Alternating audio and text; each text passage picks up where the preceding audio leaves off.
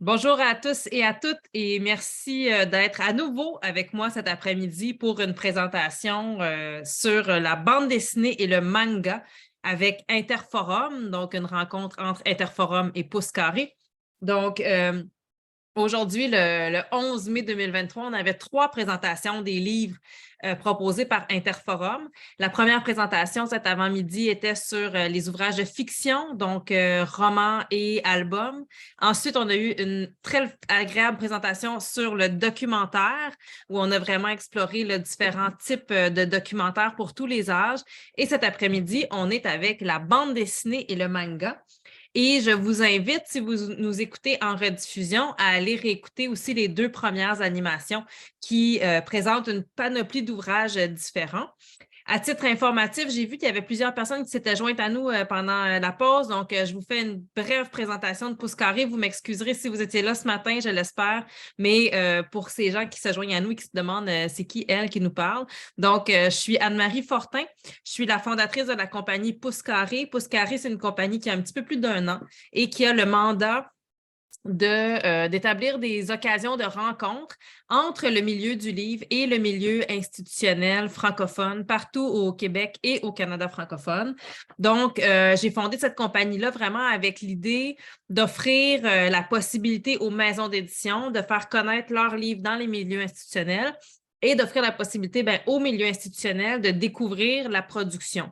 Je sais que les gens, et on a des bibliothécaires parmi nous, on a des techniciens de documentation parmi nous. Je sais que dans plusieurs des cas, votre travail consiste à faire beaucoup de recherches pour avoir accès aux nouveautés, savoir ce qui se publie. Et puis, Pouce Carré, c'est une autre façon de faire de la recherche, une autre façon de découvrir des livres.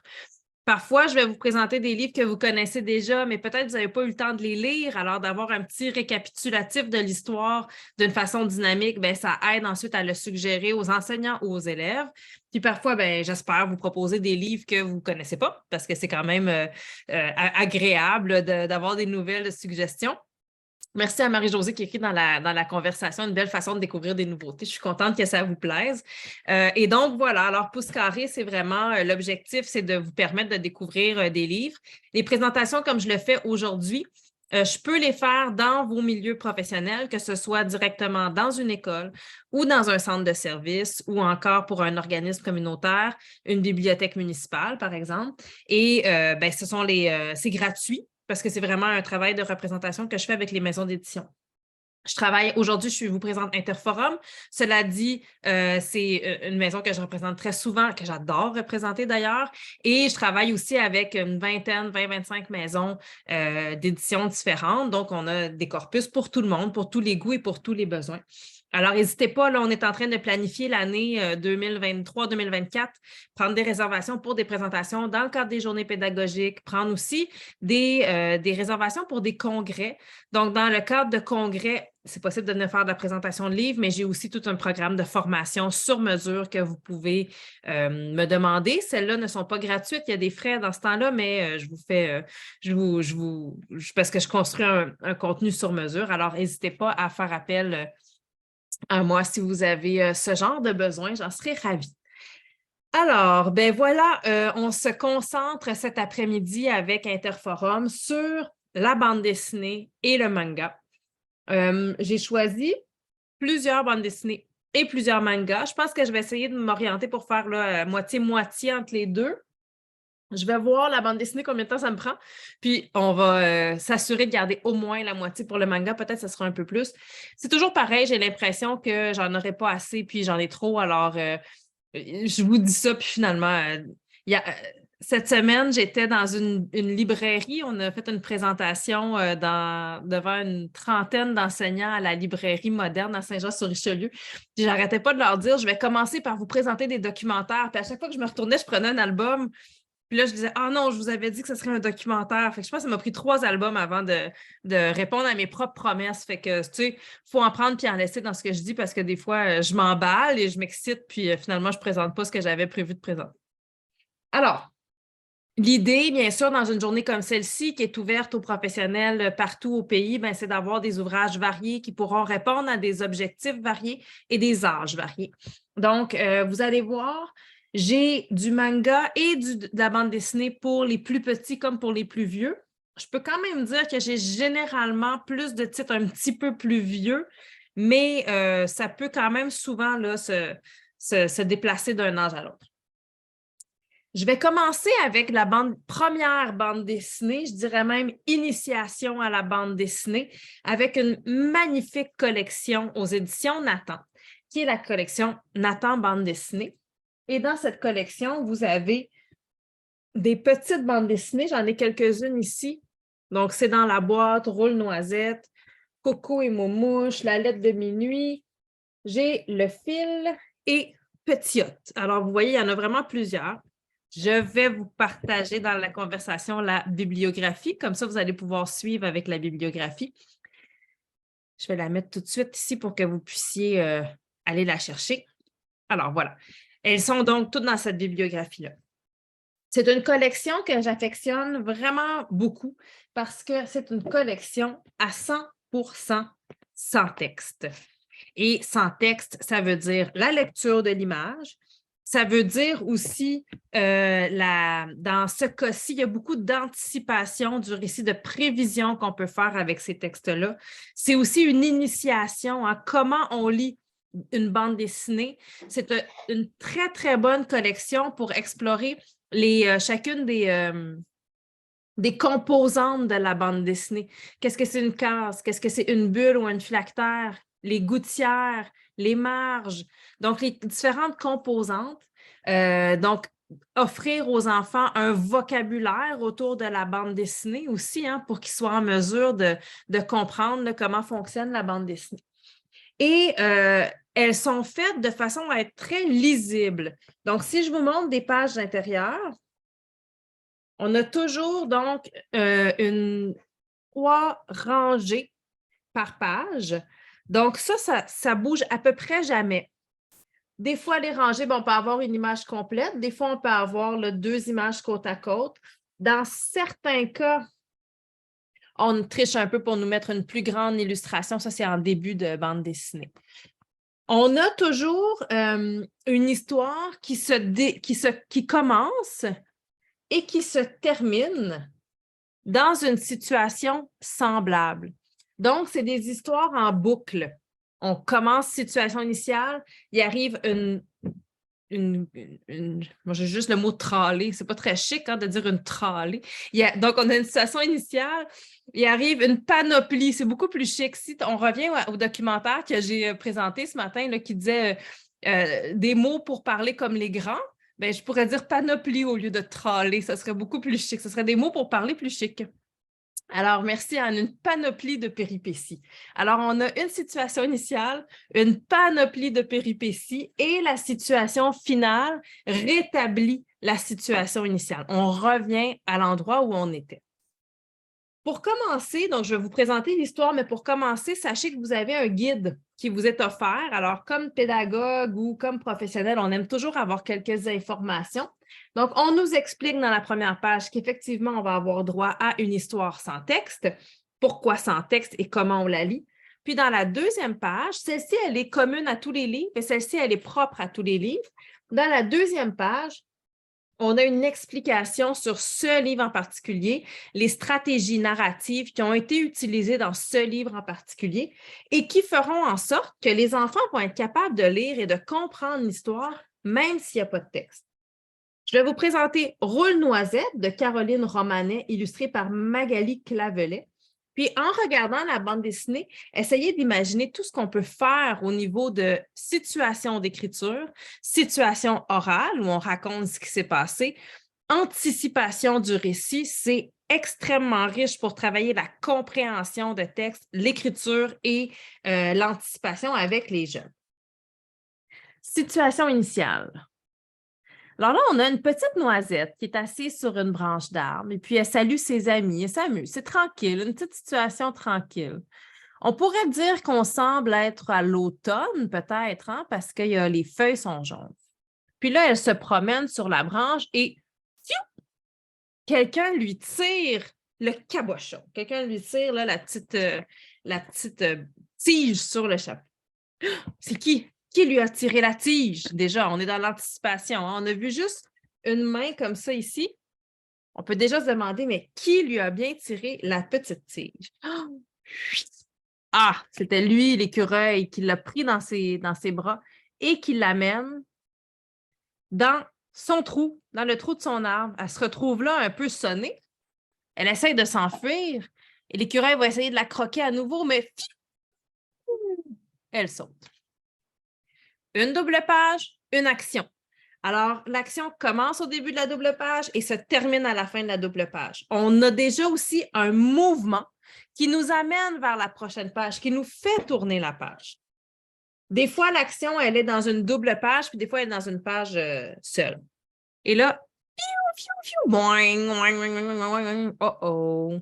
Regardez, elle est arrivée directement dans la toile de l'araignée.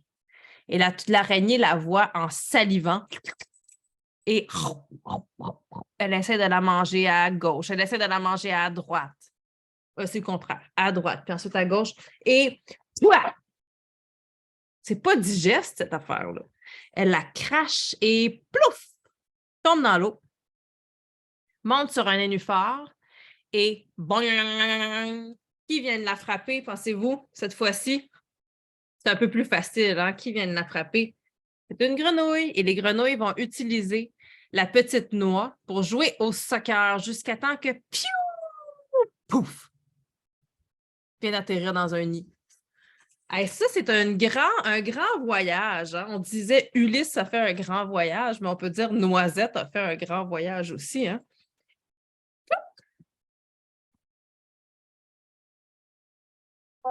Uh-oh! Moi, j'aime ça. Les livres sans texte, là, je les raconte tout le temps juste avec des sons. Puis elle s'enfuit, bien, pas juste, mais surtout avec des sons. Elle s'enfuit, elle s'enfuit, elle s'enfuit et elle saute. Encore un saut pour notre petite noix. Puis regardez, boing, elle se retrouve par terre et là, qui est là? Le bousier. Le bousier qui veut la remonter en haut de la pente et la faire tomber dans une grande cavité. Une autre page qui se termine, une autre aventure qui va commencer. Donc, elle tombe dans une fourmilière où elle est prise par les fourmis qui vont quand même être sympathiques, mais l'envoyer, en fait, ils ne sont pas si sympathiques, ils l'envoient dans leur pile de déchets. Puis là, elle se trouve dans la pile de déchets, mais elle voit une petite lumière au bout du tunnel qui va être cachée derrière le tunnel. Un autre animal qu'on trouve dans la terre, le ver de terre. Et le ver de terre, donc, va l'amener jusqu'à l'extérieur. Puis regardez la belle harmonie. Hein? Et rendue à l'extérieur, elle dit bye-bye. Là, elle est bien déterminée à rentrer chez elle, mais pouf! Elle se retrouve face à une grande paire de pieds. Des pieds poilus. Qui ça pourrait être caché au bout de ces pieds poilus? Oh non, en plus des pieds qui font tomber de l'eau. Plouf! Oh, c'est comme une Yéti qui a une grosse écharde. Alors, regardez, elle va aller l'aider. Pic! Puis lui dit, oh, merci. Et il va la ramener sur son épaule, sur une feuille, dans son arbre, avec ses amis. Alors, elle a retrouvé, comme vous l'avez vu, la situation initiale. C'est vraiment des histoires, là, je vous les racontais, moi, tout en son. On pourrait demander aux enfants de la raconter en faisant juste des sons, de la raconter en racontant ce qui se passe dans chacune des cases. On peut leur demander de faire des dialogues. Il y a toutes sortes de narrations qu'on peut traiter avec un texte comme celui-là. Si rapidement, je vous en montre une autre. C'est dans la boîte qui est un exercice de style intéressant aussi, c'est d'Édouard Manceau. Et c'est un exercice tout autour de la forme de la boîte. Donc, on a au début une boîte. De la boîte sort un chat qui trouve une autre boîte. Ensuite, de cette deuxième boîte sort un lapin. Puis ensuite, ils vont marcher et trouver plusieurs boîtes d'où ils vont faire sortir plusieurs personnages pour créer comme un band de musique. Et ils nous pointent, hein? On continue par là-bas. Venez avec nous. Continue le chemin, ils vont trouver une autre boîte. Dans l'autre boîte, il y a une espèce de monstre. Et ils s'enfuient, vont trouver une très grosse boîte. Et ainsi de suite. Donc, ils vont rentrer dans la boîte puis avoir des aventures qui vont se passer autour de la boîte. Ça va les amener à aller dans différents décors, différents paysages. Puis, à la fin, les animaux vont rentrer dans leur boîte et on finit comme on avait commencé. Donc, exactement avec la situation initiale.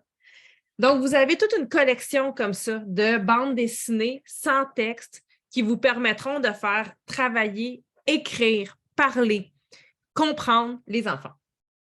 Alors, vous en avez quelques-unes là, que j'ai mises déjà dans la bibliographie.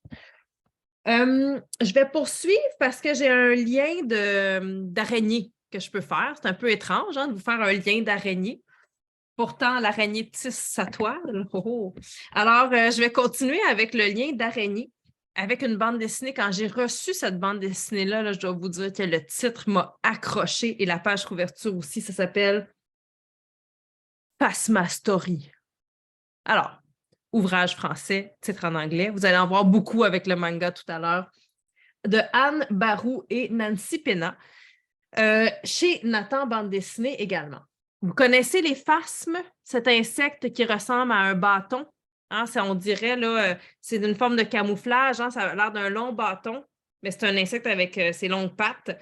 Il y en a qui ont l'air de feuilles aussi, qui se camouflent sous forme de feuilles. Alors, déjà, regardez les pages de garde. Moi, je suis une folle des pages de garde. Ici, si j'approche, vous voyez, on a comme un motif de feuilles, mais quand on regarde très bien, dans le camouflage, regardez tout à coup, ici, il y a une des feuilles qui est plutôt un phasme camouflé. Vous voyez son petit visage ici en bas. Donc, on a glissé comme ça 2 phasmes dans le motif des pages de garde. Vous allez voir, c'est une bande dessinée qui parle du camouflage, aussi des stratégies qu'utilisent les insectes pour se mettre à l'abri, pour protéger leur vie, et aussi de l'interrelation entre les espèces dans la nature. On vous présente pour commencer les personnages. Vous avez tous les phasmes. Vous avez Corse, qui ressemble à une écorce, Épique, qui est tout piquant, Sèche, qui ressemble à une vieille feuille sèche, Nervure, qui a l'air d'une petite nervure au milieu d'une feuille, Brindille, qui ressemble à une brindille, Vert, qui est une feuille verte, et Batte, qui ressemble à un bâton. Ce sont tous des phasmes qui existent dans la nature, mais ce ne sont pas tous des phasmes qui, dans la vraie vie, se retrouvent les uns avec les autres dans le même environnement. Ça va être mentionné un petit peu plus tard dans l'ouvrage. On commence dans une scène de tempête, une espèce de tempête dans la forêt où il vente. Puis on dit, ça souffle, hein? Ah oui, ça souffle beaucoup, accrochez-vous! Tout s'envole, qu'est-ce qui se passe? Puis là, le vent emporte les phasmes. Donc, ils s'envolent. Et il y a Nervure qui va lâcher la patte de l'autre phasme. Et lorsque tous les phasmes sont tombés au sol, on a beaucoup de cases où l'action se déroule sur plusieurs cases. Donc, on a séparé l'action, en fait, séparé l'image en cases pour nous montrer un peu qu'il y a une durée dans cette image-là.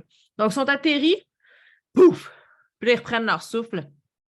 Et lui, il dit, « Mais zut, où est Nervure? » Alors, ils en ont perdu un. Mais au même moment, il y a une libellule et une espèce de petit lézard pris dans le vent. Le lézard essaie de manger la libellule, mais la libellule s'esquive et ils vont tomber à côté des phasmes. Et quand la libellule se rend compte qu'elle est tombée à côté d'un lézard, elle dit « Il va me manger ». Alors, tous les phasmes se mettent par-dessus elle, restent immobiles, et donc le lézard passe devant eux et ne les voit pas. Parce qu'ils sont camouflés. Ils ont l'air d'être des brindilles. Là, la libellule va leur dire « Vous m'avez sauvé la vie, qu'est-ce que je peux faire pour vous aider? » Puis ils vont lui dire « On a perdu notre ami Nervure. » Alors, la libellule va dire, ben moi, je vais partir avec mes ailes dans la forêt à la recherche de nervures. Entre-temps, ici, on voit Nervure qui est atterri au milieu des feuilles. Il dit, ah, quel bazar. Puis, il se demande bien où sont ses amis. Et tout à coup, il voit ce personnage rose. Puis il lui dit, ah, je ne savais pas qu'il existait des phasmes fleurs. Puis le personnage dit, ah, dit rien, tu sais, il dit, je n'avais jamais vu de phasme fleur. Et là, le phasme fleur dit, je connais des phasmes feuilles, écorces, bâtons, brindilles, épines, mais pas fleurs. Puis là, le personnage rose lui dit, je serais ravi de faire leur connaissance. Puis on va se rendre compte assez rapidement que c'est pas un phasme. Est-ce que vous savez ce que c'est, ce personnage rose-là? C'est une menthe orchidée. Et les menthes, ben, ça croque les phasmes. Alors, cette menthe-là, elle a de bien mauvaises intentions. Et au moment où elle voudrait manger le phasme, boum, la coccinelle vient sauver Brindille. La coccinelle va ramener Brindille chez eux, mais elle va malheureusement atterrir dans la toile d'araignée. Je vous avais dit que j'avais un lien d'araignée dans ce livre-là. Elle atterrit dans la toile d'araignée, puis la toile d'araignée voudrait bien les croquer. Mais les autres phasmes vont donc divertir l'araignée le temps que Brindille et la libellule se déprennent de là. Puis, bon, pour se déprendre, Brindille va muer parce que les phasmes muent, leur peau, je ne sais pas si on pourrait dire un exosquelette. Leur exosquelette ne grandit pas, donc ils doivent muer. Donc, on voit un autre aspect de leur évolution. Il y a aussi un phasme qui va produire une espèce de gaz malodorant et toxique pour l'araignée pour donc sauver ses amis. Puis, ben, de fil en aiguille, les phasmes vont se déprendre et à la toute fin, on voit que la libellule reprend le chemin de sa liberté. Et sur son dos, regardez qui est parti avec elle, Brindille, qui dit « à l'aventure ». Donc, c'est une histoire quand même, je vous dirais, assez simple de survie simple, de survie dans la nature pour ces animaux-là. Mais après, on a le documentaire. Qui sont-ils vraiment? Et là, c'est Jacqueline Fihé et Anne Barou, illustrée par Nancy Péa, qui fait le documentaire. Et là, vous avez plein d'informations sur les espèces qu'on a rencontrées et sur les stratégies de survie que ces espèces ont utilisées. On nous explique que ces phasmes existent pour vrai, mais qu'ils ne vivent pas tous ensemble dans le même environnement. Vous saviez qu'on en a des phasmes au Québec et en Ontario, j'ai vérifié, puis il y a des phasmes dans nos forêts ici, des phasmes brindilles. Ensuite, comment grandissent-ils? C'est effectivement en muant. Combien de temps vivent-ils? Pourquoi ressemblent-ils à la végétation? Comment se déplacent-ils? Que mangent-ils? Ah oui, parce qu'on les voit tout le temps en train de manger vraiment beaucoup de feuilles. Ils sont tout le temps en train de grignoter des feuilles. Ensuite, comment se défendent-ils? Effectivement, certaines espèces peuvent produire ce gaz qu'on a vu. Qui on a vu tantôt? C'était l'orchidée fleur. Qui est l'orchidée fleur? Pas l'orchidée, la menthe orchidée. Qui est la menthe orchidée? Qu'est-ce qu'une menthe? Alors là, on va découvrir cette autre espèce-là, cette autre espèce d'insecte. Les autres animaux aussi qu'on a vus, la libellule, on a vu aussi la grenouille. En fait, tantôt, c'était un petit lézard. On a vu l'araignée. Donc, on va découvrir les autres espèces de l'album.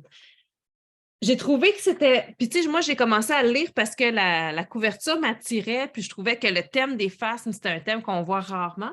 Puis, dès que j'ai commencé à le lire, là, je me suis soudainement rendu compte qu'il y avait le documentaire à la fin et toutes ces informations-là qui sont offertes. Puis, il y a vraiment, vraiment les liens directs qu'on peut établir entre le documentaire et la bande dessinée.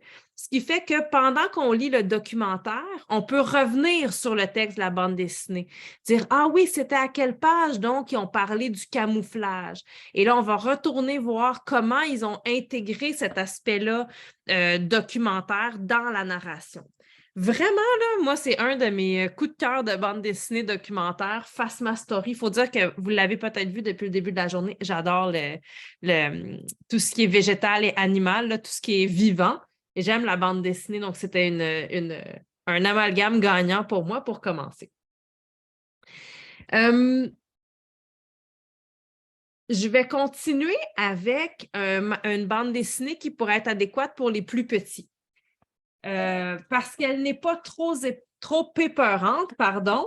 Et moi, en tout cas, je constate dans ma famille, peut-être que je suis la seule, vous me direz si c'est répandu chez les enfants. Ma fille est en première année. Elle finit sa première année, elle commence à lire toute seule. Vraiment, ça, c'est très, très réjouissant pour un parent littéraire en plus, de voir son enfant qui lit et qui prend plaisir. Mais là, en ce moment, parce qu'elle a des amis plus vieux aussi, c'est passion Harry Potter. Et là, Harry Potter, c'est la meilleure chose au monde entier. Et ben, c'est que oui, le tome 1 à son âge, je peux lui lire, puis ça l'intéresse, puis c'est pas trop épeurant. Sauf que quand on avance dans les tomes, ma fille, c'est pas un enfant très brave, là. Fait que, elle a peur rapidement. Pour vous donner une idée, quand on a regardé le deuxième Harry Potter ensemble, on ne l'a pas regardé au complet parce qu'à la scène où ils sont en train de jouer au Quidditch, je pense, puis Harry Potter, il tombe par terre, puis il se blesse à un bras. Puis il y a un médecin qui vient lui guérir son bras, mais il fait une mauvaise... Pas un médecin, mais un professeur. Il fait une mauvaise manipulation, puis là, le bras devient tout mou. Et là, elle s'est mise à crier « Arrête le film! Arrête le film! » Parce qu'elle avait peur du bras mou de Harry Potter. Fait que ça vous donne une idée du niveau de peur qu'elle est capable d'endurer. Alors, il arrive des fois que les enfants ont des aspirations pour lire comme les autres, lire comme leurs amis plus vieux, mais leur niveau de maturité ou leur niveau de tolérance à la peur est moindre. Alors, pour ces fans de Harry Potter, mais qui sont un peu jeunes peut-être pour le lire, il y a la bande dessinée Alia, la chasseuse de fantômes. Le tome 1, c'est Le Nouveau Monde. On est dans un style très manga, très, très proche, très emprunté, je dirais, au manga. Ici, c'est Bruno Waro qui a écrit ça. C'est chez Jungle. Donc, on est vraiment dans un style emprunté au manga. On sait aussi que c'est un style qui attire beaucoup les enfants qui ont regardé des animés ou qui ont eux-mêmes lu des mangas. Mais en même temps, on est dans un genre qui ressemble beaucoup à Harry Potter parce qu'on a une jeune fille qui va se rendre compte qu'elle peut aller à une école spéciale, apprendre des choses spéciales en lien avec des éléments qui sont plus grands que l'être humain ou que la nature humaine. Alia, chasseuse de fantômes. Et aussi, je vous dirais que dans le manga, souvent, il y a des ajouts. Hein? On va lire un manga, puis à la fin, il y a un petit dossier complémentaire qui nous présente les personnages. Ça arrive là, qu'on a comme des ajouts comme ça dans les recueils de manga. Eh bien, dans celui-ci aussi, puis même, je vous dirais qu'on pourrait commencer par la fin avec le carnet de Magala. Puis Magala, c'est une enseignante de l'école où on va se rendre. Et puis, elle nous présente la flore, la faune aussi de Magala, du monde magique qu'on va découvrir, les objets et leurs pouvoirs, les différents fantômes qu'on va rencontrer, puis Floralie, qui est le lieu, là, de l'école qu'on va aller visiter. Des fois aussi, de présenter des entités plus menaçantes aux enfants plus jeunes avant la lecture. C'est une façon d'atténuer l'effet de peur et d'horreur. Donc, moi, j'ai constaté que souvent, ils aiment ça. Ça va être, dis-moi ce qui va me faire peur. Comme ça, je suis capable de me préparer. Ça ne les empêche pas d'apprécier l'histoire. Puis quand l'élément de peur arrive, ils ont quand même peur, mais un peu moins, parce qu'ils sont en contrôle, ils savent ce qui s'en vient. Donc, des fois, ça vaut la peine, on regarde la fin, puis on peut commencer par la fin. Alors, on commence avec la petite voiture ici et la petite fille qui est en auto. Puis elle dit, « J'ai du mal à me souvenir de grand-père. » Puis là, elle dit, « Eh bien, nous sommes partis quand tu étais petite. Mais on aurait pu revenir pour les vacances. » Puis là, on va comprendre que, en fait, le grand-père d'Alia est décédé. Et sa mère était en mauvais termes avec lui. OK, elle dit, ton grand-père était un homme, disons, étrange. Je sais que tu l'aimais beaucoup, mais son état s'est beaucoup dégradé après la mort de ta grand-mère. C'était mieux pour moi de garder nos distances. Mais comme grand-père est décédé, ils ont hérité de la maison. Alors, ils vont aller vivre dans la maison de grand-père. Rapidement, page 3, là, on peut 3 ou 5, là, Alia entre dans une pièce, voit un éclat de lumière et une boîte d'où émane de la lumière, où il y a une enveloppe et un uniforme. Puis regardez la belle grande page ici. Elle lit la lettre. Ma petite Alia, même si la vie nous a séparés pendant toutes ces années, tu n'as jamais cessé d'être dans mes pensées. Si tu as trouvé cette lettre, c'est que tu as déjà commencé à suivre la lumière. L'uniforme et l'insigne, parce qu'il y a une breloque, sont pour toi. Ils sont la première étape pour que tu puisses comprendre l'homme que j'ai été. Et qui sait, peut-être auras-tu envie de suivre mes traces. Avec toute mon affection, ton grand-père. Elle met l'uniforme. Elle dit, ah, c'est plutôt joli quand même, hein? Puis là, la mère a dit, d'où sors-tu cette tenue? Puis là, elle dit, je l'ai trouvée dans une armoire. La mère dit, je connais ce symbole, il était sur les boutons de manchette qui ne quittaient jamais ton grand-père. Puis elle dit, justement, c'est grand-père qui a dit que c'était pour moi. Et là, la mère n'est pas très contente. Elle dit, la plaisanterie a assez duré, il n'y a pas, va remettre tes affaires où tu les as trouvées. Vraiment, c'est pas amusant, là. La mère, on sent qu'elle veut vraiment pas que la petite, elle se concentre là-dessus. Mais la petite, regardez, elle va voir une souris qui fait de la lumière. Elle va la suivre et elle va entrer dans un tableau et regardez sa transformation. Elle devient comme moitié petite fille, moitié chat.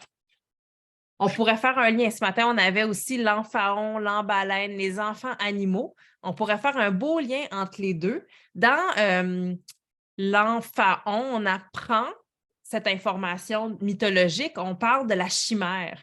Donc, une chimère qui était une bête à moitié chat, à moitié chien, donc deux espèces qui étaient mélangées. Mais on pourrait parler ici un peu du thème des chimères, mais à moitié humaine, à moitié animale. Elle se retrouve dans une ville où elle va voir donc la Magala qu'on a vue dans le carnet qui pourchasse un fantôme et qui va réussir à faire entrer le fantôme dans une petite fiole. Et donc, notre petite Alia va réaliser qu'elle est en fait arrivée dans un monde où elle est invitée par un autobus à aller dans une école. Et cette école lui apprendra à devenir chasseuse de fantômes. Et elle va apprendre que son grand-père était le seul humain qui avait trouvé la porte d'entrée pour aller dans le monde de Floralie et trouver comment chasser les fantômes. Évidemment, là, je vous rassure, dans ce genre de livre, lorsqu'on se retrouve dans un monde parallèle, bien sûr, le temps s'arrête dans le monde réel. Alors, Alia peut aller passer 3-4 jours à Floralie. Sa mère se rend compte de rien parce que le temps s'est arrêté et elle peut vivre sa meilleure vie dans le monde de Floralie. On va donc suivre ses premières journées dans cette école-là. Je vous dis, là, vraiment, on est dans un univers qui fait vraiment penser à Harry Potter ou à ces histoires de premières expériences dans des lieux d'enseignement. Puis, ben, à la fin, elle va rencontrer différents types de fantômes, dont un fantôme qui a connu son grand-père. Elle va apprendre un peu qui était son grand-père et pourquoi il lui a légué cette connaissance-là. Puis, à la fin du premier tome, c'est encore assez mystérieux quant à savoir ce qu'elle va y trouver, pourquoi elle est là, mais on comprend qu'elle peut faire des allers-retours entre les mondes puis qu'elle va partir sur les traces de son grand-père. Alors, vraiment, Alia, pour les amateurs des premières expériences, première fois, moi, dans Harry Potter, ce qui m'a le plus amusé, c'était le côté de la... Tu sais, c'est pas tant les batailles puis les bagarres, c'est la magie, la vie entre les élèves à l'école, les relations amicales. Ben, c'est ce qu'on trouve beaucoup dans Alia. Et puis, donc là, on a une jeune fille qui part à la recherche de son grand-père, donc sur les traces de son grand-père. Mais il y a une bande dessinée aussi qui existe qui est disons, c'est pas tout à fait la même histoire, mais c'est à la recherche Sur les traces de ma grand-mère. Et cette série-là, ça s'appelle l'Encyclopédie des peurs. J'ai avec moi les 2 premiers tomes. Le premier tome s'appelle l'acluophobie et le deuxième tome, la coulrophobie. L'acluophobie, c'est la peur du noir et la coulrophobie, c'est la peur des clowns. Alors, dans cette série, on va suivre le personnage de Lily, voilà, qui arrive chez sa grand-mère. Moi, c'est une série qui m'a un petit peu fait penser à Tintin parce que le type de dessin, le type de personnage aussi, il y a un chien qui est toujours avec la petite Lily. Je trouve que sa grand-mère, elle ressemble à la Castafiore. Elle a un côté un peu Castafiore. Le majordome de sa grand-mère, il y a un côté un peu professeur Tournesol. Alors, c'est vraiment des personnages qui me venaient en tête quand je lisais cette série-là. Puis, c'est aussi des aventures que la jeune fille va vivre. Alors, on a ici là, le personnage de Clara Baldamar, qui est la grand-mère, et on comprend qu'elle a passé sa vie à travailler sur le thème de la peur. Puis à la fin, elle dit, là, elle a enfin terminé l'œuvre de sa vie. Et l'œuvre de sa vie aura été de parcourir le monde, puis à l'aide d'une espèce de pistolet comme ça, mais qui n'est pas une arme, là, elle a capturé l'essence des peurs vécues par les gens. Puis elle dit à chaque fois qu'une personne vit une peur, cette peur-là, elle a une essence, elle a une constitution différente selon le type de peur. Et donc, elle a récolté les peurs pour en faire un grand grimoire au cours de sa vie. Donc, un grimoire qui répertorie les constitutions des peurs. Et tout à coup, ça sonne à la porte. C'est sa petite fille qui vient d'arriver. Elle n'avait pas lu le courrier de son fils qui lui disait « Je t'envoie ma petite fille pour quelques mois parce que je suis occupée. » Et pendant ce temps, regardez, son chien l'a mangé. Alors, le chien a mangé le grimoire de la grand-mère. Anne nous a dit les élèves de 5e année d'une école de Lanaudière ont coté ses livres. Est-ce que c'était l'Encyclopédie des peurs? Je n'ai pas vu à quel moment le message est arrivé. Ah ouais, 8/10, c'est très bon ça pour des élèves de 5e année. Mais c'est ce qui est intéressant parce que tu mentionnes des élèves de 5e année, Anne, puis c'est une série qui parle de la peur, mais qui ne fait pas nécessairement peur. Donc, on peut la lire plus jeune parce que le thème, c'est la peur, mais ce n'est pas effrayant à la lecture. Alors, 5e année, moi, je l'ai lu à ma fille en première année en lui faisant la lecture, puis en pointant les images et tout ça. Mais donc, puis elle n'a pas eu de cauchemar, là. Tu sais, c'est pas épeurant. Mais le thème est intéressant. Je pense qu'on peut y apprendre, effectivement, Anne le mentionne, on apprend de grands mots, beaucoup de vocabulaire. On peut vraiment voyager aussi. Vous allez voir, c'est une série qui fait voyager. Donc, ça peut être vraiment intéressant à différents niveaux, à différents âges. Donc, son chien l'a mangé. Fait que la Castafiore, c'est pas la Castafiore, c'est Clara Baldamar. Elle n'est pas très. Mais le nom ressemble, vous ne trouvez pas Clara Baldamar, la Castafiore? Bon, elle n'est pas contente, puis elle est mal commode. Puis là, ben, sa petite fille, là, elle n'est pas très contente. Elle est tellement mal commode. Regardez ce qu'elle fait au chien qui a mangé son devoir. Tu sais. Alors, elle dit à son majordome, elle lui dit bon, là, occupe-toi d'elle pendant la soirée, là, puis je vais être obligée de tout recommencer le travail de ma vie. Fait que, tandis qu'elle est là, ma petite fille, amène-la donc dans la forêt cette nuit. Elle va sûrement avoir peur du noir, c'est une petite fille, fait que tu captureras sa peur. On a des images d'archives ici, des images de la grand-mère lorsqu'elle était plus jeune. Elle n'est pas très sympathique, mais on voit quand même que c'était une femme qui n'avait pas froid aux yeux. C'était une exploratrice, une femme brave. Mais elle n'est pas fine quand même, ça ne l'empêche pas d'être pas fine. Donc, elle envoie dans la forêt donc son majordome et la petite fille, puis il essaie de lui faire peur, mais cette petite Lily, elle n'a peur de rien.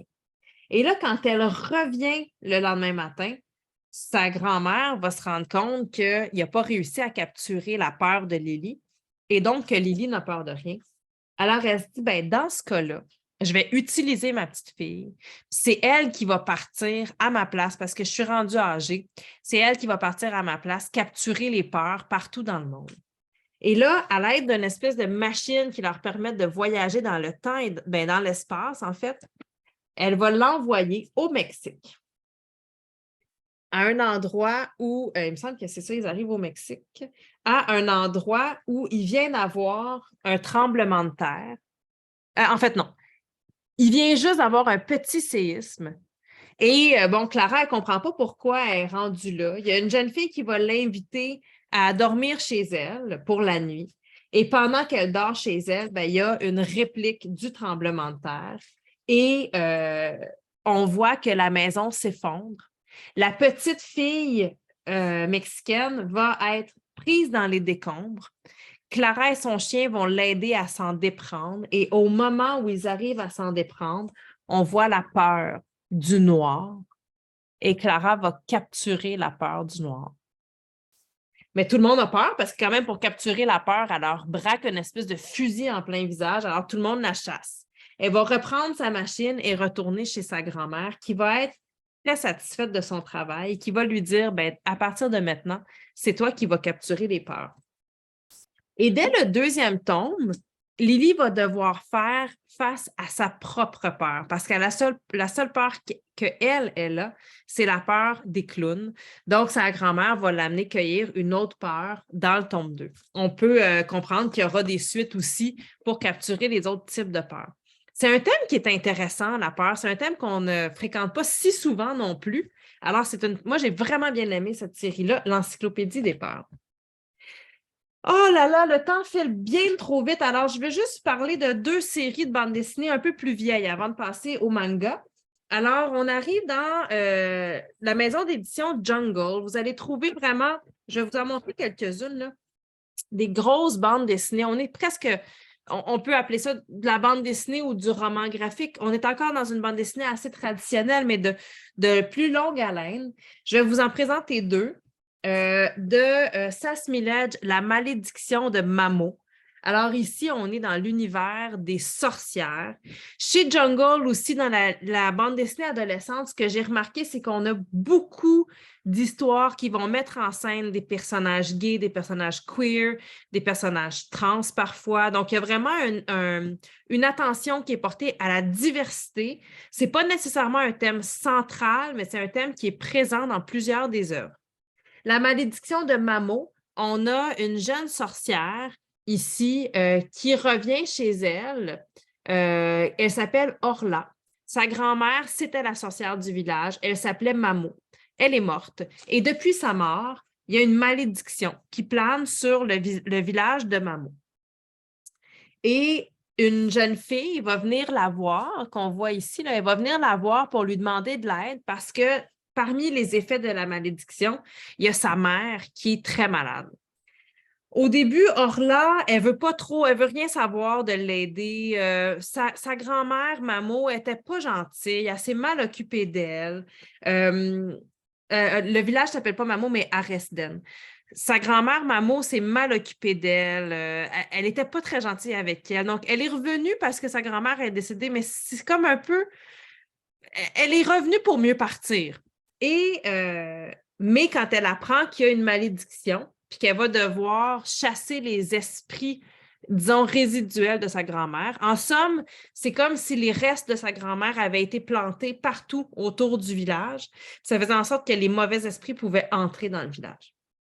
Et ensemble, elles vont donc, un à un, aller chercher les restes de sa grand-mère, donc les résidus, des petits morceaux d'os, pour combattre la malédiction de Mamo.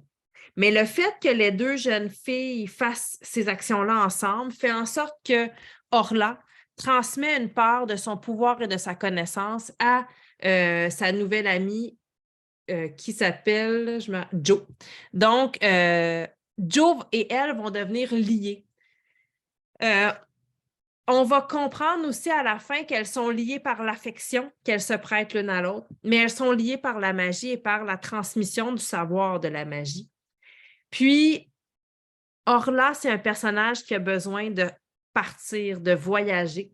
Donc, Jo et elle, dans une dernière lutte contre les mauvais esprits, il va y avoir un événement qui va se passer qui va faire en sorte que Jo va devenir celle qui doit rester à Resden et Orla va pouvoir repartir, mais elle lui dit, c'est sûr que je reviendrai. C'est vraiment une belle histoire de sorcière, d'amitié, une histoire d'amour, une histoire de passation aussi. Vraiment, là, on voyage très bien dans La malédiction de Mamo. C'est vraiment une bande dessinée, puis elle est magnifique, là, c'est attrayant. C'est un long texte à lire aussi, donc ça, c'est le fun de pouvoir le savourer pendant plusieurs chapitres. Alors, voici pour Mamo. Et l'autre que je voulais vous présenter, bien là, entre les mains, j'ai seulement le tome 2. Dans la bibliographie, j'ai mis le tome 1. C'est une bande dessinée qui s'appelle Colossal.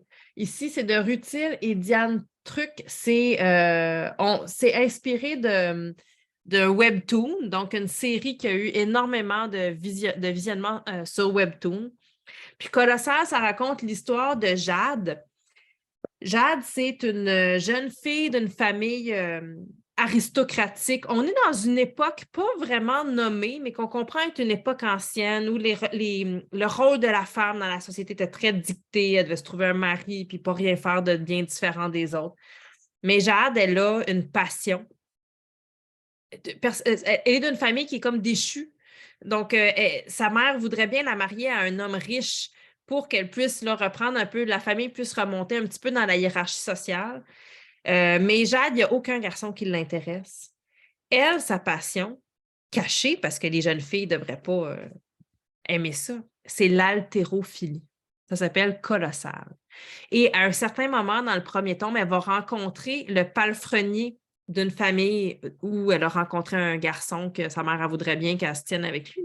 Mais le palefrenier, celui qui s'occupe des chevaux, il est musclé. C'est un athlète. Puis elle veut se rapprocher de lui parce qu'elle veut connaître ses trucs pour faire de l'haltérophilie. Alors, c'est une thématique très surprenante. C'est féministe parce que c'est une femme qui refuse le rôle social qu'on lui octroie. Et en même temps, ben, c'est des rencontres entre adolescents, donc il y a un côté très attachant à ces personnages-là. Donc ça s'appelle Colossal. Et je vais déjà passer à la prochaine section qui est la section des mangas, parce que je pense que plusieurs d'entre vous l'attendent avec intérêt. J'en ai plusieurs ici. Je vais vous raconter peut-être quelques informations sur les mangas. Je sais qu'il y en a plusieurs parmi vous. Il y a quelques personnes parmi vous qui ont eu la chance d'assister à l'entrevue que j'ai menée avec Grégoire Hello. Donc, c'était au mois de janvier. Grégoire Hello, c'est le directeur éditorial de chez Kurokawa. Kurokawa, qui est une grande maison qui fait du manga. On a eu avec Interforum une entrevue. Elle est disponible sur la chaîne YouTube de Pouce Carré. D'ailleurs, vous pouvez aller l'écouter. Malheureusement, le son n'est pas extraordinaire. Merci ceux qui disent que c'était une bonne entrevue, excellente entrevue. Merci beaucoup, Mélissa. Puis Anne aussi qui écrit oui.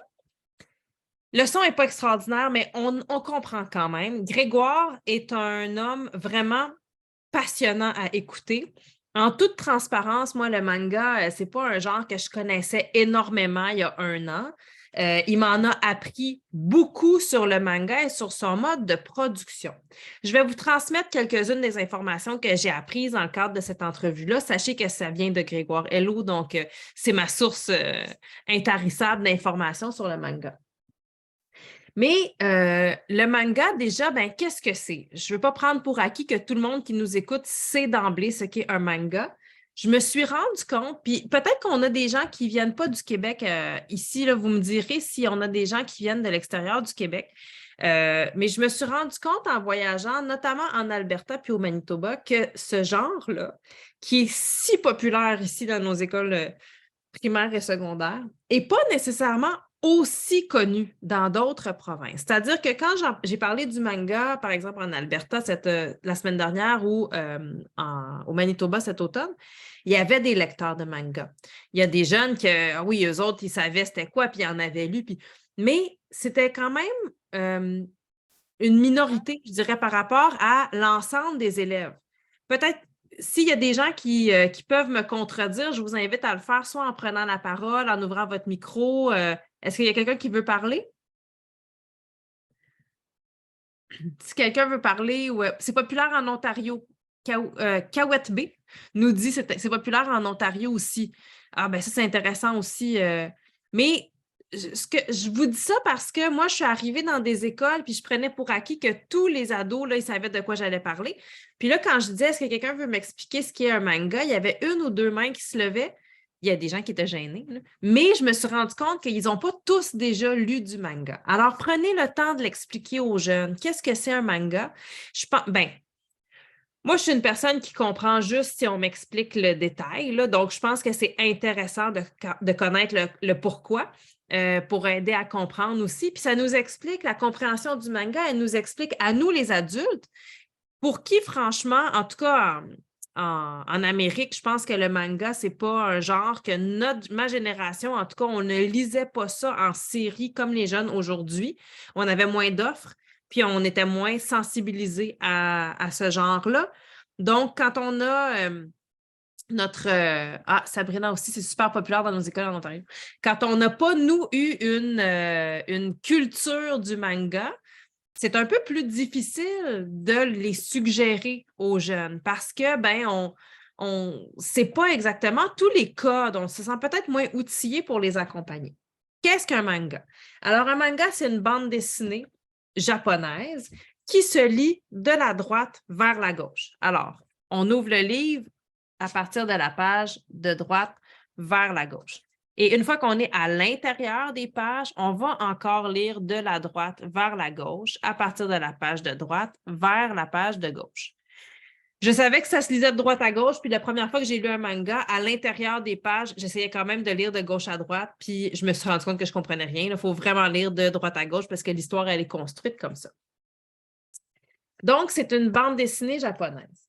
Si jamais vous n'avez jamais eu l'occasion de lire un manga et que vous avez envie de vous initier au manga, je vais vous proposer celui que moi j'ai lu en premier pour m'initier, qui est un manga qui a été occidentalisé, en fait.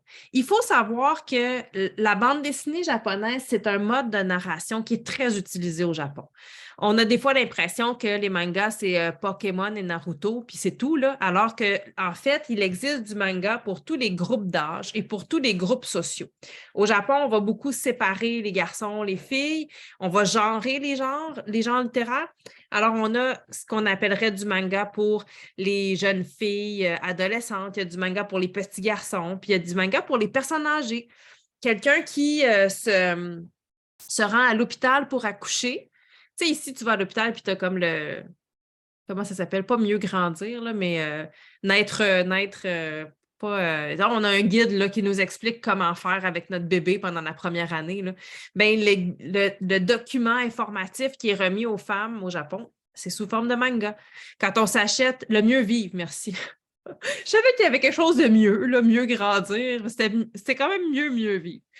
Alors, quand on s'achète une laveuse ou une sécheuse, semblerait-il que le mode d'emploi qu'on reçoit est sous forme de manga. Alors, grande popularité au Japon, Marie Kondo. Vous avez déjà entendu parler du rangement selon Marie Kondo et de ses méthodes de rangement et de ses séries sur Mais là, j'ai entendu dire qu'elle avait arrêté de faire du rangement parce que finalement, avec des enfants, elle s'est rendu compte que c'était pas possible, ces affaires-là. Donc, reality check de quand ta maison devient un bordel parce que tu n'es plus capable de te demander si cette chose te procure vraiment de la joie. Mais honnêtement, là, moi, le rangement, tu sais, je fais mon ménage, mais lire des méthodes de rangement, je ne pensais pas vraiment que ça pourrait m'intéresser. Lire du manga, je n'en avais jamais lu, mais quand je suis tombée sur la magie du rangement illustré, la méthode de Marie Kondo, je me suis dit, ah, mais ça, c'est parfait pour moi. C'est un manga qui se lit dans le sens occidental. Alors, on l'a vraiment occidentalisé et on a vraiment l'impression de lire une bande dessinée, mais c'est le format manga. C'est quand même une introduction intéressante pour découvrir le type de narration et le type d'histoire. Puis ça nous démontre aussi que du manga, ça peut être complètement d'autre chose que Pokémon ou Naruto. Ça peut être hyper quotidien. Alors, dans la magie du rangement, on découvre une jeune professionnelle qui rentre, c'est pas elle, en tout cas, qui rentre chez elle et c'est vraiment en désordre. Premièrement, pour nous, quand c'est pas aussi en désordre que ça, c'est réconfortant de voir plus en désordre que chez soi. Et donc, c'est vraiment en désordre, mais elle a un très mignon, joli voisin qu'elle aimerait bien l'inviter chez elle, mais elle est bien trop gênée pour l'inviter dans ce grand désordre, ce grand désordre-là. Elle va appeler Marie Kondo, qui va l'amener et qui, une leçon à la fois, va lui apprendre comment faire le ménage de sa maison. À chaque fin de chapitre, on a un résumé sur ce qu'on a appris. À chaque chapitre, on a une nouvelle méthode. Puis là, il y a même des passages qui nous expliquent comment plier le linge comme il faut, adéquatement. Donc, c'est vraiment une méthode, un mode d'emploi, mais raconté avec une narration. Je ne vous dis pas que ça, c'est le livre pour vos élèves, là, pour les passionnés à la lecture. C'est intéressant, puis l'histoire est bonne, mais c'est un très, très bon livre pour s'initier au manga, pour comprendre quelques-uns des codes. Une fois qu'on a passé au travers de ça, on est prêt à faire nos premières lectures de la droite vers la gauche. Je vous ai dit que du manga, il y en a pour tous les âges. Il existe du manga pour les plus jeunes, pour les tout petits, les premiers lecteurs. C'est le cas de Yotsuba E de Kiyohiko Azuma, que vous voyez ici. Alors, je vais le tenir dans l'autre sens, ça va aller mieux. Yotsuba E. C'est une série, il existe plusieurs tomes. On est vraiment dans les premières lectures pour les enfants. Regardez, la quantité de texte est assez courte. On a un personnage enfant, je dirais d'à peu près 5 ou 6 ans qu'on va suivre. Puis, c'est une petite fille qui vient de déménager avec son père. On la voit ici. Elle arrive dans un nouveau quartier. Puis, dès son... Regardez, elle déménage. On a vraiment... je vous ai montré Alia tantôt, puis Alia, elle arrivait dans sa nouvelle maison en voiture. On a vraiment la même prémisse de base. Ici, il n'y aura pas de magie, par exemple, là, qui va s'inclure, en tout cas pas au premier tome. Et donc, la petite Yotsuba, elle arrive dans son nouveau quartier. Elle décide d'aller se promener. À un moment donné, son père ne la trouve plus. Alors, il y a les petites voisines adolescentes à côté et le père va leur demander de l'aider à trouver sa fille, puis ils vont aller dans le quartier la chercher. Ces voisines-là vont devenir ses gardiennes. Ils vont s'occuper d'elle. Donc, c'est vraiment les relations amicales de la petite fille avec les gens de son quartier, avec son père. Chacun des chapitres raconte un peu comme une bienséance ou un apprentissage. On a Yotsuba et le déménagement, Yotsuba et dire bonjour, Yotsuba et le réchauffement climatique, Yotsuba et la télé, Yotsuba et les courses, Yotsuba et la chasse aux cigales, puis Yotsuba et l'averse. Donc, puis chacun des chapitres fait une trentaine de pages. Donc, un texte quand même assez long. C'est comme des nouvelles, dans le fond, sous forme de manga. Une chose que j'ai apprise grâce à Grégoire Hello, c'est le mode de publication du manga. Un manga, ce n'est pas publié dans un livre comme ça pour commencer. Un manga, c'est publié comme un feuilleton dans des magazines. Donc, on a un chapitre, disons, qui va être publié à chaque semaine. Et je trouve que Yotsuba, c'est un très bon manga pour comprendre ça, parce que chacun des chapitres se lit indépendamment des autres. On a vraiment l'impression que chaque chapitre, c'est une partie de feuilleton, un épisode qu'on pourrait lire indépendamment. Le manga aussi est très proche de l'animé. Il y a souvent des animés qui ont été faits avant ou après la création du manga. Donc, on a l'impression de lire un animé par la fois, un épisode à la fois, ce manga-là. Le manga est publié, c'est classé Shinen, il y a 15 tomes, effectivement, classé Shinen. Hey, là, ça fait longtemps que j'ai regardé les types de manga, mais des fois, ce qui est étonnant dans les catégories de manga, c'est que ça peut être surprenant parfois parce que ça peut être Shinen, mais vraiment pour les petits. Donc, mais là, je n'ai pas sous la même liste des thèmes de manga. Puis comme je vous dis, ça se pourrait aussi qu'il y ait eu une erreur de classement. Moi, je me réfère beaucoup au site de chez Otaku Manga Lounge pour les classements de manga parce que je trouve qu'ils sont généralement bien classés. Mais c'est un peu volontairement que je n'ai pas décidé de parler de tous les types de manga parce que je trouve ça parfois un peu limitatif. Puis je trouve que ça nous cantonne dans un style. Je préfère aller explorer des mangas différents qui ont peut-être plus choisi en fonction des tranches d'âge parce que ça nous permet de découvrir je trouve que ça nous permet de découvrir une plus grande variété de mangas. Puis des fois, ben, des types, on a l'impression qu'on aimerait mieux le shoujo, mais finalement, on va trouver quelque chose dans le shinen qui pourrait nous intéresser aussi. Donc, je trouve que c'est intéressant de les regarder individuellement. C'est mon avis personnel. Après, c'est très bien d'avoir aussi ces grands classements-là. Puis pour ce qui est de connaître là, les différents types de mangas, je vous référerais vraiment à Otaku. Je trouve qu'ils ont une bonne explication sur leur site web. Puis les mangas sont souvent classés, puis on peut faire des recherches par type de manga aussi. Mais encore là, il y a des catégories qui sont, disons, sujets matures, mais mettons, Sherlock, c'est classé dans les sujets matures. C'est vrai que c'est un petit peu plus vieux, mais c'est quand même adéquat, je trouve, pour les adolescents. Donc, il faut aller voir un peu plus loin, il faut aller les lire aussi pour voir ce qu'il y a à l'intérieur. D'ailleurs, dans des places comme chez Otaku, on peut, c'est une... ah ben oui, merci d'avoir mis Otaku, Marie-Josée. Donc, quand on regarde chez Otaku, vous savez que ben, c'est une librairie, vous pouvez vous rendre, mais c'est aussi un lounge, donc vous pouvez payer. C'est un peu comme si vous connaissez chez Randolph, là, où on peut payer un frais pour aller jouer à des jeux de société. Bien là, chez Otaku, on peut payer un frais horaire pour aller lire leur collection de mangas. Donc, il y a un lounge, on peut prendre un petit thé, puis il y a toutes les grandes bibliothèques. Et là, on peut choisir les mangas qu'on veut, puis les lire. Donc, c'est une façon aussi d'en découvrir. Si vous avez l'occasion, c'est sur la rue Saint-Denis à Montréal. Il y a peut-être d'autres librairies qui offrent le même service, mais celle-là, j'avais trouvé que le concept était vraiment intéressant. Alors, j'étais en train de vous dire que le manga donc, est publié de façon comme en feuilleton. Et aussi, donc, les éditeurs réservent des emplacements dans les magazines. Ces emplacements-là sont récurrents à chaque semaine. Et un manga, ça vient avec une feuille d'appréciation. Alors là, imaginez, là, je vous parle de feuille d'appréciation. Pensez à vos élèves. Le manga vient avec un feuillet d'appréciation.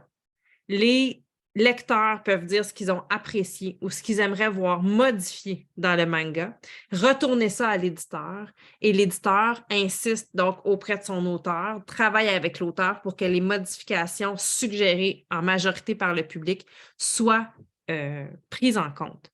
Ce qui fait donc que les lecteurs ont un mot à dire sur l'évolution du récit. C'est un milieu où il y a beaucoup de compétition, il y a beaucoup d'offres. Donc, les auteurs ont intérêt à satisfaire leur public. C'est un peu comme si vous avez écouté, si vous écoutez Stat, là, puis là, vous pouvez écrire à l'autrice de Stat pour dire, moi, j'aimerais mieux que tel personnage arrête de faire telle affaire. Puis là, ben, l'autrice doit mettre ça dans son histoire. Alors, il y a un côté qui est vraiment intéressant quand on sait que ça fonctionne comme ça. Mais imaginez avec vos lecteurs, vous avez là, des objectifs d'appréciation, comme faire une appréciation, faire une critique.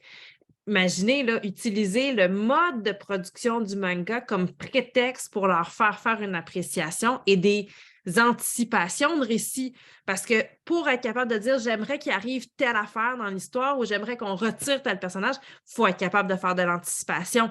Donc, je trouve que connaître le mode de publication du manga est une belle inspiration pour une activité. On pourrait avoir des cartes postales. Sur la carte postale, on aurait une appréciation puis une anticipation à remplir à chaque chapitre. Puis à la fin du chapitre, on remplit notre carte postale. Puis ensuite, on va lire le prochain pour voir si nos suggestions ont été intégrées. On pourrait aussi faire un exercice de démocratie. On va chercher tous les commentaires de tous les commentaires de tous les élèves, puis on les compare, puis on regarde ceux qui ont été les plus porteurs. Alors, voilà pour le mode de production du manga. Et pour Yotsuba. Ensuite, je vais continuer avec d'autres séries. J'ai déjà mentionné Sherlock. Là, je suis toujours en train, tu sais, vous m'accompagnez dans la découverte du manga. Là. Donc là, on a lu un qui se lisait dans le sens occidental. On en a lu un pour les petits parce que ça nous permet quand même de se familiariser avec le type de narration. Puis ensuite, ben, Sherlock, c'est un manga qui raconte l'histoire de Sherlock Holmes, mais actualisée à la sauce contemporaine. Il y a eu une série Sherlock actuelle là, qui a été je pense que c'était peut-être sur HBO qui a été publié, qui a été présenté à la télévision privée, là. C'est cette version-là de Sherlock qu'on a transformée en manga dans cette série-là. Je regardais si j'avais l'information de la série, du poste de télévision. Et donc, on a pris l'histoire de Sir Arthur Conan Doyle, on l'a actualisé. Donc, les aventures de Sherlock Holmes se passent aujourd'hui. Sherlock est un enquêteur qui doit aider la police à résoudre des enquêtes. Puis Watson, ben, c'est un soldat rapatrié d'Afghanistan qui a quand même un bon syndrome de choc post-traumatique et des blessures physiques qui est en train de penser. Watson et Sherlock vont être amenés à devenir colocs, habiter dans un appartement et à résoudre ensemble des enquêtes. Donc, on est vraiment dans les aventures là, de Sherlock Holmes. Regardez le format. Quand je vous dis, on est toujours en train de se familiariser. Alors, on a un plus grand format ici. C'est un manga que moi, je trouve facilement lisible. Donc, oui, on est rendu à lire dans le sens inversé à celui auquel on est habitué. Mais ici, chacune des pages respire beaucoup, nous donne beaucoup de place pour se familiariser avec le manga. Sherlock Holmes aussi, ce n'est pas un type d'histoire qui est très complexe à comprendre dans la mesure où on est habitué à ce genre d'enquête-là. On est peut-être plus habitué au style d'enquête de Sherlock Holmes qu'à des histoires très fantastiques dans certains cas. Donc, on a quand même plusieurs références auxquelles on peut se rattacher. Et bien évidemment, on s'attache beaucoup aux personnages. Ce n'est pas non plus une mise en page qui est très éclatée. Il y a des mangas avec beaucoup de cases qui se superposent. On reste dans une mise en page assez classique. Dans les autres classiques, parce que dans la culture japonaise, on a une grande place qui est laissée aux classiques de la littérature mondiale, notamment de la littérature française. Alors, il y a beaucoup de classiques qui ont été adaptés en version manga pour qu'ils soient accessibles aux jeunes. Vous savez, cette question-là, comment faire lire les adolescents, elle n'est pas unique au Québec ou au Canada, là. La question de comment faire lire les adolescents, ben, c'est aussi mondial. Merci pour la référence Netflix, finalement, pour Sherlock. Je ne savais pas que c'était Netflix, je vais l'écouter. Je pensais que on m'avait dit que c'était une autre chaîne à laquelle je n'avais pas accès. Puis la série Moriarty. Merci pour les références. Alors, on continue donc avec d'autres adaptations. Vous avez ici une autre série qui a été très populaire. Vous voyez vraiment la relation établie aussi entre l'animé et le manga. Bien, on a établi une bonne relation entre les séries télé et le manga. On sait que c'est une façon aussi d'attirer les jeunes vers la lecture. Ils veulent retrouver les personnages qu'ils ont connus dans leur série télé.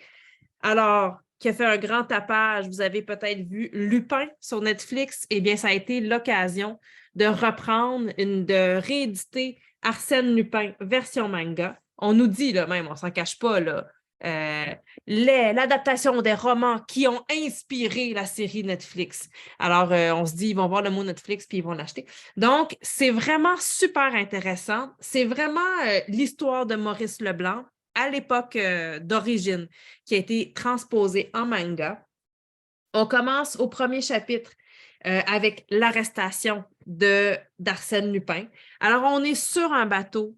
Arsène on sait qu'il y a un gentleman cambrioleur. On sait qu'il y a un cambrioleur sur le bateau. Évidemment, au début, on ne sait pas que c'est le beau jeune garçon qui essaie de courtiser la jeune fille. La jeune fille va se faire voler ses effets personnels de valeur. On va apprendre à la fin du premier chapitre que le voleur, c'était lui, c'était Arsène Lupin. Et il se fait arrêter à la sortie du bateau. Puis, ça s'arrête, donc le chapitre se termine sur une note. Alors, on entre dans le métadiscours sur l'œuvre, donc le discours sur l'histoire qu'on est en train de lire. Et là, à chaque chapitre, vous allez avoir comme ça un aperçu du narrateur sur les stratégies narratives qui ont été utilisées. Donc, on a un propos sur ce qu'on vient de lire. Et là, imaginez, là, vous avez des élèves avec qui vous parlez d'appréciation, vous parlez d'analyse de texte au secondaire, etc. Mais écoutez ce qu'on nous dit à la fin du premier chapitre. L'arrestation d'Arsène Lupin. Oui, la toute première apparition écrite d'Arsène Lupin démarra sur son arrestation. Le saviez-vous, cher lecteur? Car alors que l'auteur Maurice Leblanc pensait qu'Arsène Lupin se terminerait sur cet unique récit, il s'avéra en fait que son personnage traversa les âges appréciés par le monde entier et devint une référence en son genre. Imaginez, on a des auteurs qui font en manga du feuilleton, puis là, on nous dit que Maurice Leblanc, lui, il pensait s'arrêter après le premier. Pourquoi il a continué, Maurice Leblanc? Probablement parce qu'Arsène Lupin était très populaire. Alors, l'impact du public est important dans Arsène Lupin, comme c'est important dans le manga. Dans le récit de l'arrestation d'Arsène Lupin, on retrouve deux procédés fréquemment utilisés dans les romans policiers. La technique narrative et celle du cercle fermé. Faites vos recherches sur la technique narrative et celle du cercle fermé. On envoie les élèves avec ça, puis ils ont leur propre recherche à faire. 20 ans avant Agatha Christie, Maurice Leblanc mettait déjà en avant ses astuces. Les aventures de Lupin ont souvent été rangées dans la catégorie des romans d'aventure alors qu'il a inventé, à travers ses différents écrits, plusieurs combines devenues des classiques dans le monde du roman policier. Mais l'une des plus grandes qualités de Lupin est incontestablement son côté humain. Car après que l'identité de Lupin a été dévoilée, il restait alors encore une énigme, la plus importante probablement. Quel choix le cœur de Nelly allait-il faire? Donc, Nelly, c'est la jeune femme qu'il essayait de charmer en même temps qu'il l'a volée. Et Nelly, elle a le choix entre le dénoncer ou se taire. C'est en faisant particulièrement attention à cet aspect humain chez les protagonistes que j'espère vous porterez cette fois votre attention dans le prochain chapitre. Alors, on nous envoie même dans le prochain chapitre avec une intention de lecture. Écoutez, un grand travail de pédagogie qui a été fait avec cette série-là qui est Arsène Lupin. Rapidement, je vais juste vous les montrer parce que le temps file à toute vitesse, mais dans les grands classiques, vous allez trouver Les Misérables, Le Comte de Monte Cristo. Donc, des livres aussi d'une époque où on écrivait en feuilleton. Alors, on retrouve ces histoires-là dans ces œuvres-là. Mais bon, là, je vous ai parlé des grands classiques et puis on ne pourrait pas parler de manga, il me semble, sans parler d'un peu de magie ou d'aventure ou d'action. Et j'aimerais aussi vraiment vous parler d'un manga qui sont vraiment plus dans le... J'appellerais ça en littérature romanesque, j'appellerais ça du roman miroir, mais on va appeler ça du manga miroir. Alors, des mangas qui racontent la vie quotidienne des adolescents, il y en a plusieurs. Donc, je vais vous en présenter quelques-uns aussi. Une série qui est très, très populaire auprès des jeunes en ce moment, c'est Spy Family. Spy Family, je ne sais pas si on a ici des gens qui travaillent avec les adolescents, mais je sais qu'elle est très lue auprès des ados.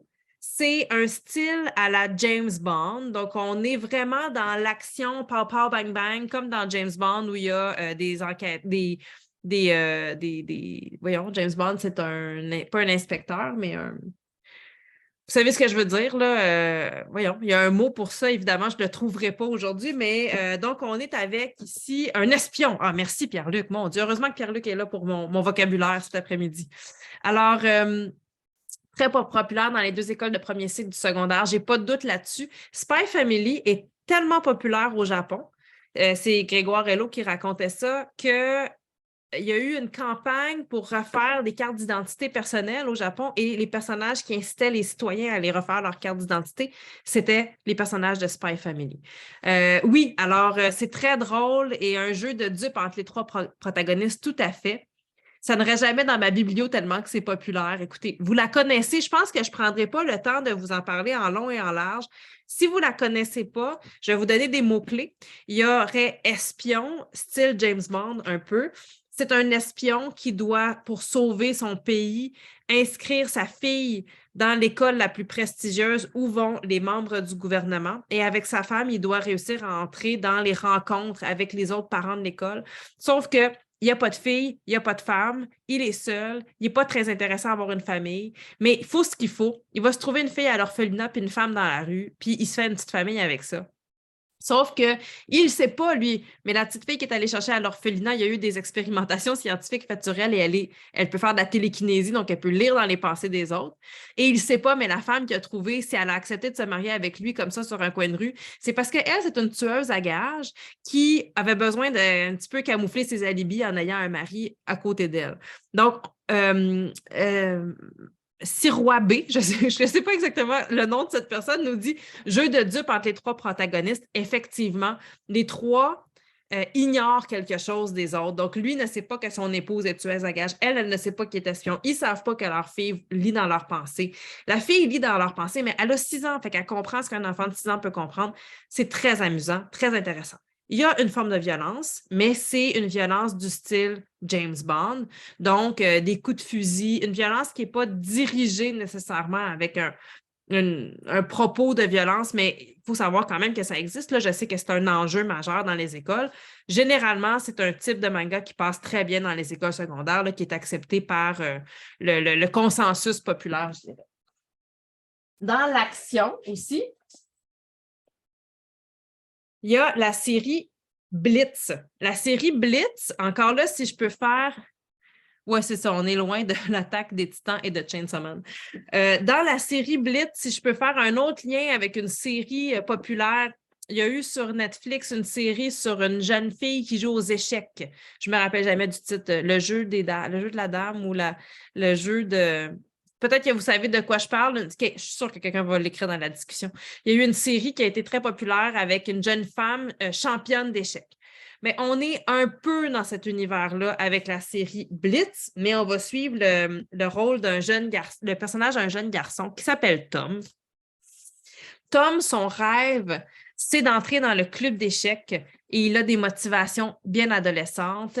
La fille du club est de son goût. Alors, il voudrait se rapprocher d'elle. Au Japon, souvent, on doit faire partie d'un club. Hein. Il peut y avoir le club d'échecs, le club de ping-pong, le club d'équitation, le club...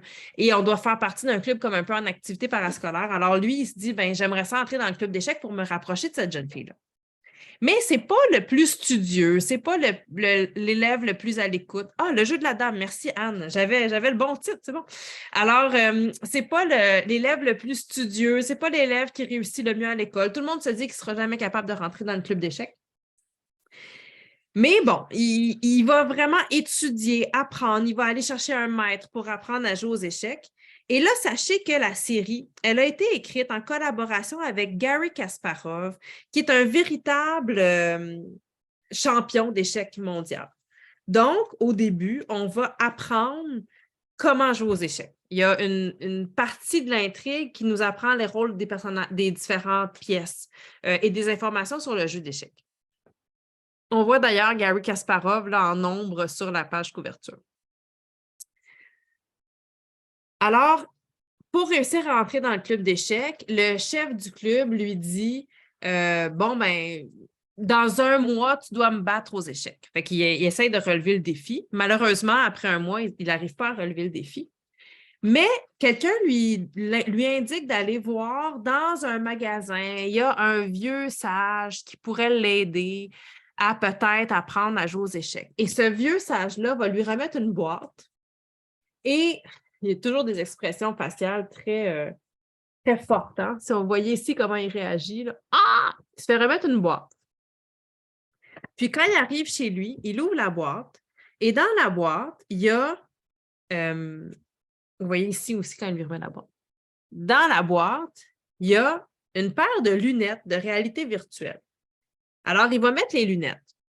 Et ces lunettes-là vont lui donner accès à toute la connaissance mondiale sur les échecs. Il y a des onglets où il peut aller visionner des matchs qui ont été très, très importants dans l'histoire des échecs. Il va avoir là, toute une découverte de cet univers-là. Sauf qu'un jour, il y a un orage. Pendant l'orage, il porte son masque. L'éclair le frappe et toute la connaissance dans le masque entre à l'intérieur de Tom et Tom devient comme un genre de super-héros des échecs avec un super pouvoir, comme dans plusieurs mangas. Il est capable d'appréhender les prochains mouvements et les stratégies de ses adversaires, même lorsque ses adversaires jouent contre lui en ligne. Alors, on va accompagner Tom dans son exploration des échecs avec ce super pouvoir-là. Et on est pour l'instant à 9 ou 10 titres de parus, si ma mémoire est bonne. Donc, c'est une série qui va captiver les jeunes. Il y a un côté adolescent avec des personnages attachants. Il y a un côté super-héros fantastique avec les super-pouvoirs. Il y a un côté de stratégie et de jeu avec les échecs. Donc, plusieurs aspects qui sont visités dans le même manga. Celui-là, est-ce que vous le connaissiez? Est-ce qu'il est populaire dans vos bibliothèques? Déjà, je serais curieuse de savoir si c'est une découverte pour vous ou si vous le connaissiez déjà. Ça me permet de prendre une gorgée de café pendant que je vous parle. Si quelqu'un veut nous dire si vous le connaissiez. Nouveauté pour Mélissa, pour Sabrina aussi. Ah, ben ça, c'est le fun de vous faire découvrir des nouvelles séries. Ça me fait vraiment plaisir. Découverte pour Marie-Josée aussi. C'est vraiment bon. Je vous le suggère. Ah, Sophie nous dit qu'elle avait prévu l'acheter l'an prochain. J'espère que je vous ai convaincu. Dans les séries qui pourraient peut-être aussi être une découverte, il nous reste seulement 9 minutes, alors je vais finir avec mon super coup de cœur. Anne qui nous dit c'est vraiment bon. Je le demande en prêt en bibliothèque à la bibliothèque municipale. C'est bon, ça. Les élèves connaissent probablement Full Metal Alchemist. Est-ce que c'est quelque chose que vous connaissez? C'est une série très populaire qui a fait objet de plusieurs tomes, des recueils, des rééditions, des grands formats. Full Metal, ben, c'est une histoire d'alchimie. Hein? Donc, l'alchimie, c'est souvent trouver la recette pour créer la potion qui nous donnera la vie éternelle. Dans Full Metal, c'est deux frères qui vont partir à la recherche de la recette magique pour trouver la potion qui pourrait leur permettre, si mon souvenir est bon, de sauver leur sœur. Donc, c'est une série qui a été assez populaire. C'est de Hiromo Arakawa, qui est une autrice de manga.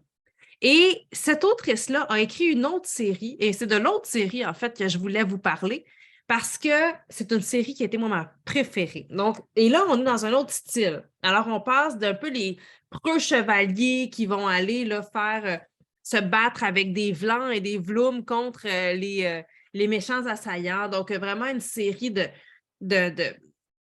quêtes et de batailles, donc avec beaucoup d'action.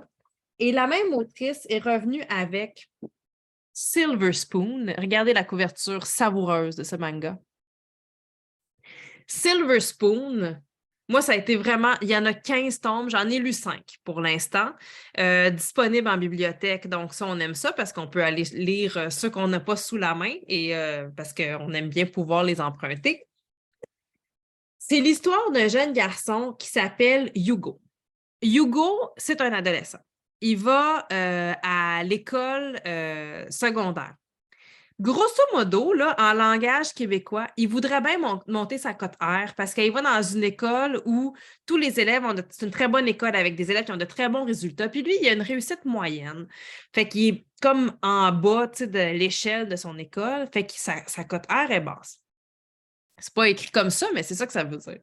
Et il se dit, ben, pour monter mes cotes, puis éventuellement pouvoir être accepté dans les plus grandes écoles, je vais aller à une école de cancre. Et quelle école choisit-il comme étant l'école de cancre suprême? Il décide d'aller au collège agricole.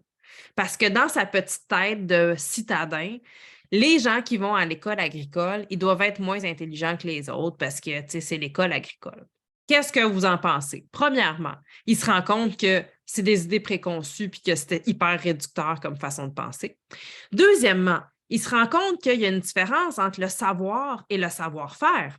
Parce que quand on sait quelque chose, ça ne veut pas dire après qu'on est capable de faire quelque chose. Il a beau connaître son livre de mathématiques par cœur, la première fois qu'il doit traire une vache, là, ça ne l'aide pas beaucoup à traire sa vache. Donc, il y a une différence entre le savoir et le savoir-faire.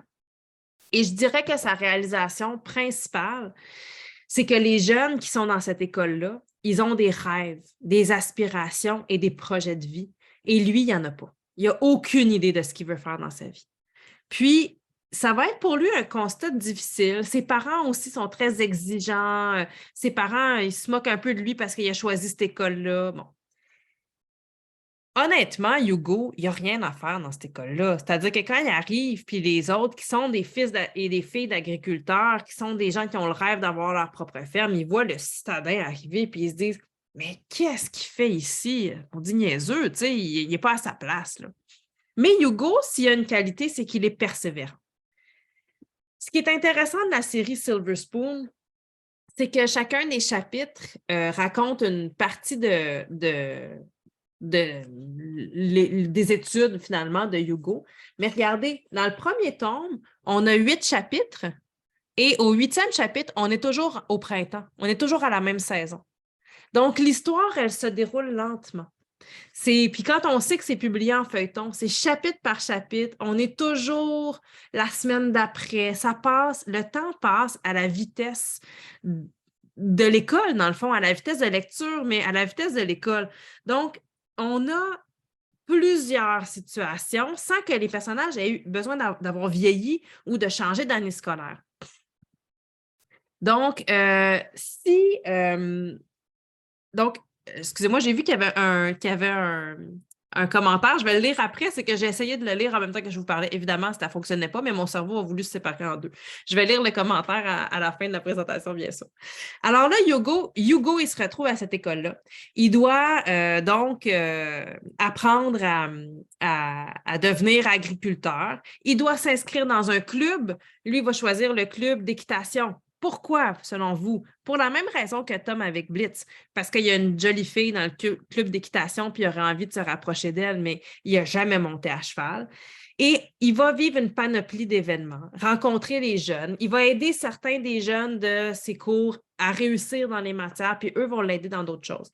Il va s'amouracher d'un petit cochon. Mais s'amouracher. Il va voir un petit cochon, puis là, il lui donne un nom à son cochon. Mais évidemment, ce n'était pas une bonne idée. Fait qu'à la fin, quand le cochon il doit partir à l'abattoir, il est tellement mal de savoir que le cochon va être tué qu'il dit « J'achète tout le cochon. » Puis quand il va revenir de l'abattoir, je veux toutes les pièces de ce cochon-là. Fait qu'il reçoit son cochon dépecé, puis là, il est comme pris avec de la viande d'un cochon complet, d'un porc complet. Fait qu'il va partager avec les autres. Il va apprendre à faire du bacon. Il va apprendre à faire du jambon. Un jour, ils font la corvée de nettoyage. Ils trouvent un vieux four à pizza sur le terrain qui a été abandonné là. Hugo va le retaper puis il lance l'idée on fait de la pizza pour tout le monde. Sauf qu'il n'a jamais fait de pizza de sa vie. Il ne sait pas comment ça marche. Puis là, toute l'école veut avoir une pointe de pizza. Fait qu'il doit s'acoquiner avec le département de l'agriculture maraîchère pour faire de la farine. Il doit s'acoquiner avec le département de vaches laitières pour avoir du fromage. Il doit aller au département de culture maraîchère pour avoir des tomates. Il va devoir travailler avec tout le monde. C'est une belle série sur l'entraide et sur les choix de vie d'un adolescent qui ne sait pas ce qu'il veut faire de sa vie. Donc, c'est très intéressant de ce point de vue-là aussi. Là, je vais regarder le commentaire qui nous a été écrit. Sujet intéressant, les écoles fermières, l'équitation, des sujets qui sont propres à votre clientèle. Oui, puis moi, j'ai une amie qui est enseignante de français à l'Institut des technologies agricoles à Saint-Hyacinthe, au Cégep. Puis, elle est venue à la maison il n'y a pas longtemps, puis j'ai dit, il faut que tu lises ça. J'ai pensé à toi en lisant ça. Puis, elle me dit, c'est dur des fois d'intéresser mes élèves à la lecture. Puis ça, c'est une lecture qui va parler de leur réalité. Puis, c'est tout à fait possible de faire une appréciation à partir de manga, de faire une compréhension de texte à partir d'un manga. Il faut juste l'avoir lu, nous aussi, finalement. Puis, séries fermées en 15 tomes, ça peut être un incitatif au plan budgétaire. On peut se permettre des séries en cours et aider notre réseau d'écoles secondaires. Ah, ça, j'imagine que c'est si vous êtes, je ne suis pas certaine de savoir, mais si vous êtes peut-être en milieu de bibliothèque municipale, peut-être, puis que vous pouvez aider le réseau d'écoles secondaires, effectivement, en ayant des séries que les jeunes peuvent venir chercher dans votre bibliothèque. J'espère que je comprends bien ce que vous avez voulu, ce que vous avez voulu mentionner. Au centre de service, au centre de service scolaire de Kamouraska. Effectivement, mais c'est intéressant d'avoir des séries comme ça qui ont 15 tomes puis qui sont terminées, puis qu'on n'est pas, on n'est pas toujours en train de ne pas savoir si on va en avoir 25 autres à acheter après éventuellement. J'espère que j'ai bien compris votre commentaire à ce sujet-là. Donc, écoutez, il est déjà 14h30. On a déjà parcouru tout ce beau corpus de manga et de bandes dessinées. Encore une fois, je vais reglisser la bibliographie dans la conversation. Je vous invite à la télécharger. Elle est interactive, cliquable. Vous pouvez ouvrir la bibliographie et aller cliquer sur chacun des liens. Ça va vous amener sur une page lalibraire.ca. Vous pouvez faire votre commande directement à partir de lalibraire.ca. Puis, vous allez avoir accès à ces livres-là. Parfois, il y a du feuilletage en ligne. Vous avez au moins les fiches complètes. Je vous remercie tous et toutes d'avoir été présents aujourd'hui. C'était un plaisir de vous retrouver. Ça faisait longtemps qu'on n'avait pas fait une journée comme ça. C'était vraiment un plaisir de vous retrouver pour vous présenter ces livres-là. J'espère que ça vous a intéressé, que ça vous a permis de faire des belles découvertes. Et puis, je vous dis à la prochaine. Et je vous rappelle que si vous souhaitez réserver des journées de présentation de livres gratuites pour l'an prochain ou d'ici la fin de l'année, encore, il y a de la place, mais aussi pour l'an prochain, c'est ouvert l'agenda en ce moment. Donc, on est en train de prendre les réservations. Je peux venir faire comme ça des présentations de livres dans vos milieux scolaires ou professionnels tout au long de l'année pour vous faire découvrir des ouvrages. Ceux-ci ou bien sûr d'autres livres avec Interforum. Juste avec Interforum, on pourrait faire comme 24 heures de présentation de livres, puis il y aura encore des livres à découvrir, là. Donc, il y a du matériel à découvrir tout au long de l'année. Merci à tout le monde et puis je vous souhaite une très belle fin de journée. Je vous dis à la prochaine. Merci beaucoup.